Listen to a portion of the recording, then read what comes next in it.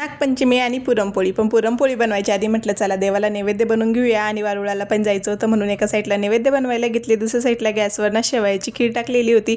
खीर वगैरे होती तोपर्यंत माझं ना तेल पण तपलं होतं. मग सगळे नैवेद्य तळून घेतले घरातल्या नागोबाला, त्याचसोबत देवाला नैवेद्य दाखवला आणि पटकन रेडी झाले. आणि ना इकडं देवासाठी छान असं ताट पण बनवून घेतलं होतं. सोसायटीतल्या सगळ्याच बायका होत्या, सगळ्यांनी मिळून छान इकडं वारुळाला आलो होतो. इकडे आल्यावर अगोदर पाण्याच्या प्रदक्षिणा मारल्या, त्यानंतर छान अशी वारुळाची पूजा करून घेतली. तसं हे वारुळ शोधायला आम्हाला खूप मेहनत घ्यावी लागली, पण आम्हाला भेटलं. छान अशी पूजा झाली आणि योगायोगाने आम्हाला इकडे आहे ना आज एक झोका पण दिसला. आता एवढ्या दिवसानंतर झोका दिसलाय म्हणल्यावर सगळेच लहान मोठे खुश झाले होते.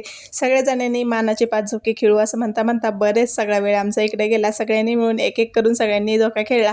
पण आता खूप दिवसानंतर झोका खेळतोय म्हणल्यावर कोणाचं मन भरतं. त्यानंतर आहे ना वापरावंच येता वेळेस आम्हाला अजून एक झोका दिसला. मग काय सगळ्या जणांनी परत एक एक खेळू म्हणता म्हणता बराच वेळ इकडे लागून गेला आणि घरी यायला खूप जास्त उशीर झाला.